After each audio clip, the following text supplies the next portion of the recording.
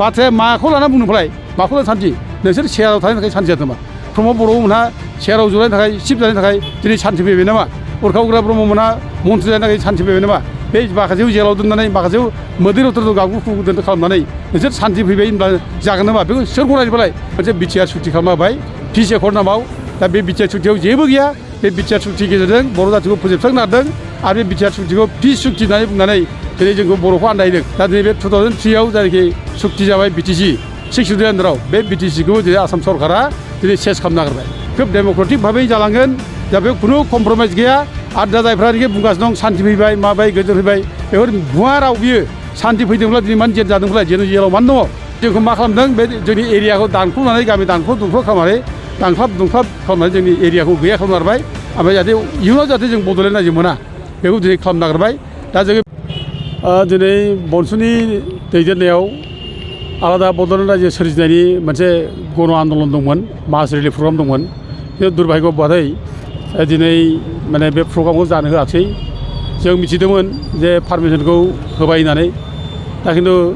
permission होनायनि उनावबो बे पारमिसनखौ मानो केन्सेल खालामफिनखो बाथ्रा बेसो साननो गोनां दा जों दुखु खालामो दा जों थेवबो गभर्नमेन्टखौ जों बुंनो लुबैयो जे जोंनि गणतान्त्रिक आन्दलनखौ बे होबथानानै जे बे आन्दलनखौ जे दबथायनो हागोन बे नङा बे आन्दलना जेसेबांसिम दबथाय जागोन एसेबांसिम गोख्रोंसिन जालांगोन दा जोंनि आन्दलना दिनै दबथाय जादों होननानै जोंखौ दिनै प्रग्राम खालामनो हायाखै बे प्रग्रामा जे बेयावनो जोबगोन बे नङा आरो बेनिफ्राय गोदान गोदान प्रग्राम जालांगोन आरो गोदान गोदान मोनसे माने स्पिरिटजों मोनसे मन'बलजों आवगायबोगोन जों बेखौ बिसास खालामो आरो जायफ्रा दिनै बे प्रग्रामाव फैदों बे प्रग्रामाव फैनाय जेसेबां माने रायजो राजा दंमोन बे प्रग्रामाव फैनायाव बाहागो लानो मोनैनि थाखाय होबथाजानायनि थाखाय बयबो खुद्रिदों दुखु मोनदों रागा जोंदों आरो बे रागा जोंनानै दिनै बिसोर माने आरो बांसिननिफ्राय बांसिन माने गोख्रोंनिफ्राय गोख्रोंसिन आन्दलन खालामनांगौ होननानै बिथांमोना बुंलांदों दा आं आसा खालामो फैगौ दिनफ्राव आरोबाव जोंनि आन्दलना गोख्रोंनिफ्राय गोख्रों जालांगोन जोंनि आन्दलनखौ होबथानाय नङा बड'लेण्डआ जोंनि थैस' थांस' बड'लेण्डखौ जोंनो नांगौ बड'लेण्ड मोनाबा जा खुनु राहा गैया जों थैथांब्लाबो जेरैब्लाबो जों बे बड'लेण्डखौ सोरजिनांगोन जों बे समायखिया जोंहा दङ आरो आंहा मोनसे बिसास दङ जे गोदो बड'फा उपेन्द्र ब्रह्मआ जेरै खोथा बुंलांदोंमोन जे जोंखौ बुंदों जोंनि बिदि लोगोमोन उपेन्द्र ब्रह्मनि जों लोगो मावग्रा लोगो आं बिनि ट्रेजारार मोनबेसमनि दा उथे बिथाङा बुंलांदों जोङो माने जेरैखिब्लाबो जोङो सासे सानै मानसिफ्राबो बर' फिसानि थाखाय जोङो आलादा बड'लेण्ड रायजो सोरजिनांगोन बिथाङा बुंलांदों आरो जोंखौ माने गोख्रों मोनसे स्पिरिट जोङो होलांनो जाहाथे रायजोनि थाखाय खामानि मावलाङो आलादा बड'लेण्ड रायजोनि थाखाय जाहाथे बयबो खामानि मावो बे बाथ्राखौ बिथाङा जोंखौ बुंलांदों ओंखायनो बे स्पिरिटखौ लानानै जों दाबो दङ गोख्रोङै दङ आरो जोंखौ खुनु पुलिस मिलिटारिया बुख्रुबनानै जोंखौ सेस खालामनो हाया जोंखौ नाख्रेबनानै सेस खालामनो हाया दा जों नुदों दिनै आसाम गभर्नमेन्टआ जे जोंनि प्रग्रामखौ दिनै होबथादों बे होबथानायाव हयथ' जोंनि गेजेराव गोबां आसाम गभर्नमेन्टखौ माने थुलुंगा होग्रा दङ बादा होग्रा दङ बुंगोन हयथ' बे प्रग्रामाव जाहोन नाङा बायदिसिना खोथा बुंगोन दा जों बेखौ माने खोनासंनो नाङा जोंहा रायजो राजाफ्रा बयबो जोङो मोनसे माने थांखियाव जों सफैनांगौ जे आलादा बड'लेण्ड रायजो नङाबा जोंहा जेबो उफाय गैया जों बेखौ दिनै रायजो राजाफ्रा बे थांखियाव जों ज' जानांगौ मोसानाया माने गोख्रोंनिफ्राय गोख्रों जालांगोन जरदारनिफ्राय जरदार जागोन दा माने जोङो लुबैदों जे डेम'क्रेटिक भाबै जों हानायखिनि जों लांनांगौ गणतान्त्रिक भाबै लाङाब्ला जोंखौ हयथ' फिसा दायनि थाखाय सरकारा जोंखौ नाख्रेबगोन जों बयबो साबधान होयो दा जों डेम'क्रेटिक भाबै जों दा आन्दलनखौ लांनि दा जोङो डेम'क्रेटिक भाबै जोङो जरदार खालामगोन रायजो राजाखौ बयखौबो जों माने मबिलाइस खालामगोन गामि गामि थांनानै जों बुजायगोन जेरावबो बुजायगोन दा दिनै जोंनि अधिकारा मोनफा मोनफा जोबलांबाय गोमालांबाय जोङो 2003आव जायनाखि बिटिसि सुक्ति जादोंमोन जोंहा बे बिटिसि सुक्तिया जोंनि थाखाय मोनसे फिसा रायजोमोन थिलेबलेब रायजोमोन जोंहा जोंनो बेजोंनो जों जोंनि गावनि अधिकार गासिबो मोन्थायखौ जों सुफुंनानै लानो हायोमोन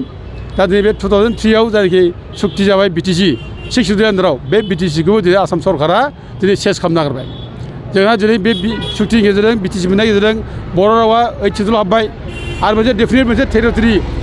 जा मोनबाय एरिया मोनबाय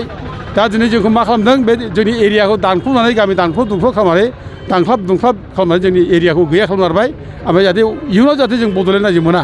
बेखौ दिनै खालामनो नागिरबाय दा जोङो माने 2003आव जायनाखि बिटिसि मोनदों बेजों जों जायनाखि जौगादोंमोन जों डेभेलप जादोंमोन रायजो राजाफ्रा एसेबाबो मोखां गेवबायमोन लामा सामा जाबायमोन स्कुल कलेज जाबायमोन जोंहा न'खर जोंहा अबस्था मोजां जाबायमोन जेराव जोंहा साइकेल गंसे गैयामोन दिनै बेफोर न'खरफ्राव दिनै स्कुटार बाइक मटर जाजोब्बाय ओमफ्राय मोजां मोनसे अबस्थायाव जों फैगासिनो दंमोन दा दिनै बेखौ आसाम गभर्नमेन्टआ हिंसा खालामनानै बे बिटिसिखौ बोरै सिफायनो हायो बे खायदा खालामनानै दिनै मा खालामदों जोंखौ नै 2020आव जोंनो मोनसे बिटिआर सुक्ति खालामना होबाय पिस एकर्ड नामाव दा बे बिटिआर सुक्तियाव जेबो गैया बे बिटिआर सुक्तिनि गेजेरजों बर' जातिखौ फोजोबस्रांनो नागिरदों आरो बे बिटिआर सुक्तिखौ पिस सुक्ति होननानै बुंनानै दिनै जोंखौ बर'खौ आन्दायदों दिनै पिस सुक्तिबा बिटिआर सुक्तिया पिस सुक्तिबा दिनै रन्जन दैमारि मोनहा दिनै अनाखाना जेलाव थाबाय सुक्ति खालामखानाय बे सुक्ति खालामग्रा सान्थि सुक्ति खालामग्रा मानसिया मानो जेलाव थानांगौ दिनै बेफोरनो जोंखौ दिनै माने थुलुंगा होदों जांख्रिखांनायनि दिनै मन'बल होदों रायजो राजाखौ बयखौबो माने थुलुंगा होदों दा दिनै गोबां बर' फिसा दिनै जेलाव दङ दा बिसोर गनांगौमोन सुक्ति खालामनायाव बिसोर गवाखिसै दा बिसोरनि अबस्थाया मा जानांगौ दिनै खायफा माने ओंखाम रसा नांनानै ओंखाम गैयैनि दिनै एनडिएफबि माने भाइफ्रा दिनै आत्महत्या खालामनानै थाबाय सुइसाइड खालामनानै थाबाय बेनिफ्राय दुखुनांथाव मा जानांगौ दिनै सोरनिबा बिसिया फिसाय जेलाव थाबाय संसारथ' जानांगौ फिसाय गैया मा खालामनो दा सोरबा खारफालांबाय बिदि अबस्थाखौ जों मिथिदों दा सोरबा बन फाननानै जादों सोरबा लेबार मावनानै जादों दा जोंनि संग्रामि फिसाफ्रा जुदि बे रोखोम जुदि जायोब्ला जों मा जानांगौ जोंनि अबस्था दा गथिखे जोङो फैगौ दिनफ्राव जोंनि आन्दलना गोख्रोंनिफ्राय गोख्रों जागोन खोब डेम'क्रेटिक भाबै जालांगोन दा बेयाव खुनु कमप्रमाइस गैया आरो दा जायफ्रानोखि बुंगासिनो दं सान्थि फैबाय माबाय गोजोन फैबाय बेफोर भुवा राव बियो सान्थि फैदोंब्ला दिनै मानो जेल जादोंब्ला जेलाव मानो दङ दिनै मानो मानसिफ्रा दिनै माने केसआ उद्रि जायाखै दिनै मानो सुइसाइड खालामनानै थैनो गोनां जादों नोंनि सान्थिनि बाथ्राया माखौ लाना बुंनोफालाय माखौ लाना सान्थि नोंसोर सेयाराव थानायनि थाखाय सान्थि जादों नामा प्रमद बर'मोनहा सेयाराव जनायनि थाखाय सिफ जानायनि थाखाय दिनै सान्थि फैबाय नामा उरखाव उग्रा ब्रह्ममोनहा मन्थ्रि जानायनि थाखाय सान्थि फैबाय नामा बे माखासेयाव जेलाव दोननानै माखासेयाव मोदै रथर गागु खुगु खालामनानै नोंसोर सान्थि फैबाय होनब्ला जागोन नामा बेखौ सोर गनायनोफालाय बे गनायथाव नङा बे थगायनाय राव गथिखे जोङो आन्दलनानो जोंनो एकमात्र बिकल्प सेपारेटिस्टआनो एकमात्र बिकल्प सेपारेटिस्टनि बादै जोंहा खुनु न' अल्टारनेटिभ आरो बे उइल एचिभ दा separate state of Bodoland very evidently जों बेनि थाखाय जों फाइट खालामबाय थागोन थेंक इउ नोंथाङा सानाय सुनाय बेरामनि जेंनायाव गोग्लैदों नामा जुदि नोंथाङा सानाय सुनाय दंब्ला जिंगासिनांगौ गैया चिरां जिल्लानि बेंटल गेट साफागुरियाव दायो एसआइ निउर' थेरापि सेन्टार दंसै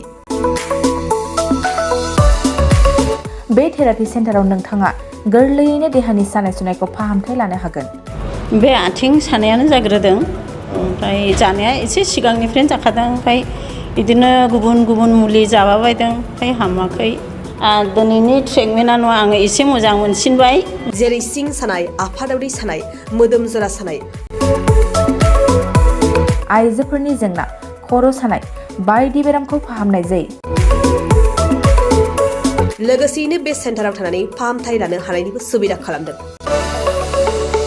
नोंथांमोनहा एएसआइ निउर' थेरापि सेन्टाराव फाहामथाय लानो गोसो दंब्ला नैबे मबाइल नम्बर 7620160459 नङाब्ला 9476977956 आव थोंजों सुलाद लानो हागोन